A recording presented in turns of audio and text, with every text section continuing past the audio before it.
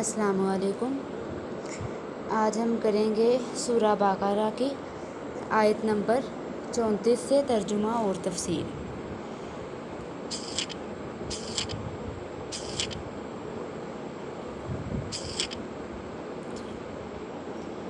اعوذ باللہ من الشیطان الرجیم، بسم اللہ الرحمن الرحیم۔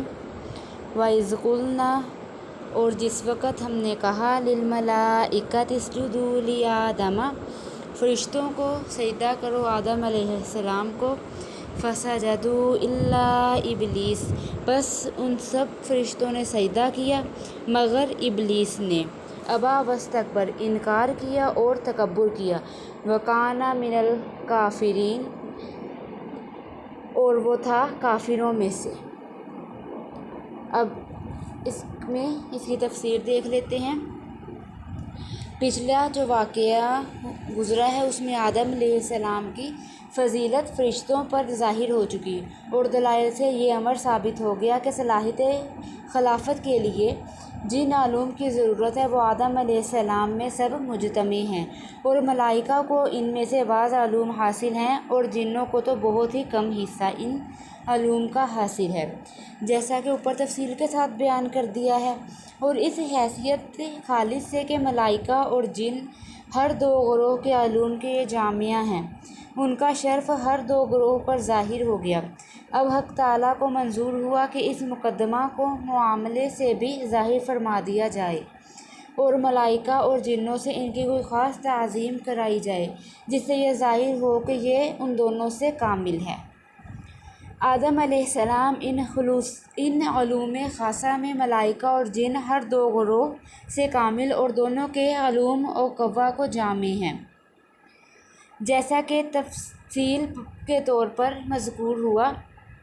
اب حق تعالیٰ کو منظور ہوا کہ ان غیر کاملوں سے اس کامل کی کوئی ایسی تعظیم کرائی جائے کہ عملاً بھی یہ امر ظاہر ہو جائے کہ یہ ان دونوں سے کامل اور جامع ہیں، جب تو یہ دونوں ان کی تعظیم کر رہے ہیں۔ کیا سجدہ کا حکم جنات کو بھی تھا؟ اس آیت میں جو بات صراحتاً مذکور ہے وہ تو یہ ہے کہ آدم علیہ السلام کو سجدہ کرنے کا حکم فرشتوں کو دیا گیا، مگر آگے جب استثناء کر کے یہ بتلا دیا گیا کہ سب فرشتوں نے سجدہ کیا مگر ابلیس نے نہیں کیا، تو اس سے ثابت ہوا کہ سجدہ آدم کا حکم اس وقت کی تمام ذوی العقول مخلوقات کے لیے عام تھا، جن میں فرشتے اور جنات سب داخل ہیں، مگر حکم میں صرف فرشتوں کے ذکر پر اس لیے اکتفا کیا گیا کہ وہ سب سے افضل اور اشرف تھے۔ جب آدم علیہ السلام کی تعظیم کا حکم ان کو دیا گیا تو جنات کا بدرجہ اولیٰ اس حکم میں شامل ہونا معلوم ہو گیا۔ اب سجدہ تعظیمی پہلی امتوں میں جائز تھا، اسلام میں ممنوع ہے۔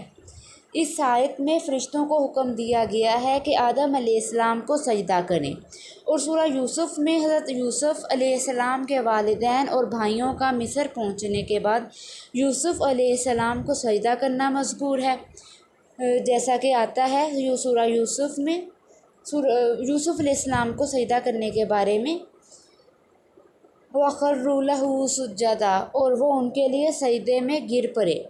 یہ تو ظاہر ہے کہ سجدہ عبادت کے لیے نہیں ہو سکتا، کیونکہ غیر اللہ کی عبادت شرک و کفر ہے، جس میں یہ احتمال ہی نہیں کہ کسی وقت کسی شریعت میں جائز ہو سکے۔ اس کے سوا کوئی احتمال نہیں کہ قدیم انبیاء علیہ السلام کے زمانے میں سجدے کا بھی وہی درجہ ہوگا جو ہمارے زمانے میں سلام، مصافحہ، معانقہ اور دست بوسی یا تعظیم کے لیے کھڑے ہو جانے کا ہے۔ امام جصاص رحمہ اللہ نے احکام القرآن میں یہی فرمایا ہے کہ انبیاء علیہ السلام سابقین کی شریعت میں بڑوں کی تعظیم اور تحیہ کے لیے سجدہ مباح تھا، شریعت محمدیہ صلی اللہ علیہ وآلہ وسلم میں منسوخ ہو گیا اور بڑوں کی تعظیم کے لیے صرف سلام، مصافحہ کی اجازت دی گئی۔ رکوع، سجدہ اور جو نماز کی حالت میں ہاتھ باندھ کر کھڑے ہونے کو ناجائز قرار دے دیا گیا۔ اس کی توضیح یہ ہے کہ اصل کفر و شرک اور غیر اللہ کی عبادت تو اصول ایمان کے خلاف ہے، وہ کبھی کسی شریعت میں جائز نہیں ہو سکتے، لیکن کچھ افعال و اعمال ایسے ہیں جو اپنی ذات میں شرک و کفر نہیں، مگر لوگوں کی جہالت اور غفلت سے وہ افعال ذریعہ شرک و کفر بن سکتے ہیں۔ ایسے افعال کو انبیاء علیہ السلام سابقین کی شریعتوں میں مطلقاً منع نہیں کیا گیا، بلکہ ان کو ذریعہ شرک بنانے سے روکا گیا، جیسے جانداروں کی تصویر بنانا اور استعمال کرنا اپنی ذات میں کفر و شرک نہیں، اس لیے پچھلی شریعتوں میں جائز تھا۔ حضرت سلیمان علیہ السلام کے قصہ میں آتا ہے یعملون لہ ما یشاء من محاریب و تماثیل، یعنی جنات ان کے لیے بڑی محرابیں اور تصویریں بنایا کرتے تھے۔ اسی طرح سجدہ تعظیمی پچھلی شریعتوں میں جائز تھا، لیکن آخرکار لوگوں کی جہالت سے یہی چیزیں شرک و بت پرستی کا ذریعہ بن گئی، اور اسی راہ سے انبیاء علیہ السلام کے دین و شریعت میں تحریف ہو گئی، اور پھر دوسرے انبیاء علیہ السلام اور دوسری شریعتوں نے آ کر اس کو مٹایا۔ شریعت محمدیہ صلی اللہ علیہ وآلہ وسلم چونکہ دائمی اور ابدی شریعت ہے، رسول کریم صلی اللہ علیہ وآلہ وسلم پر نبوت اور رسالت ختم، اور آپ صلی اللہ علیہ وآلہ وسلم کی شریعت آخری شریعت ہے، اس لیے اس کو مسخ و تحریف سے بچانے کے لیے ہر ایسے سوراخ کو بند کر دیا گیا جہاں سے شرک و بت پرستی آ سکتی تھی۔ اسی سلسلہ میں وہ تمام چیزیں اس شریعت میں حرام قرار دے دی گئی جو کسی زمانے میں شرک و بت پرستی کا ذریعہ بنی تھی۔ تصویر سازی اور اس کے استعمال کو اس وجہ سے حرام کیا گیا، سجدہ تعظیمی اسی وجہ سے حرام ہوا، ایسے اوقات میں نماز پڑھنے کو حرام کر دیا گیا جن میں مشرکین اور کفار اپنے معبودوں کی عبادت کیا کرتے تھے، کہ یہ ظاہری مطابقت کسی وقت شرک کا ذریعہ نہ بن جائے۔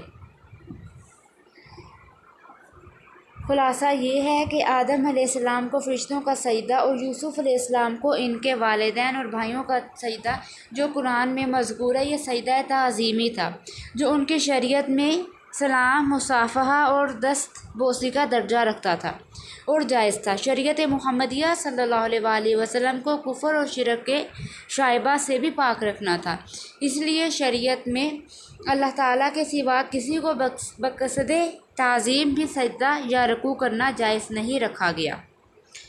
اب یہاں ایک سوال باقی رہ جاتا ہے کہ سجدہ تعظیمی کا جواز تو قرآن کی مذکورہ آیات سے ثابت ہے، شریعت محمدیہ میں اس کا منسوخ ہونا کس دلیل سے ثابت ہے؟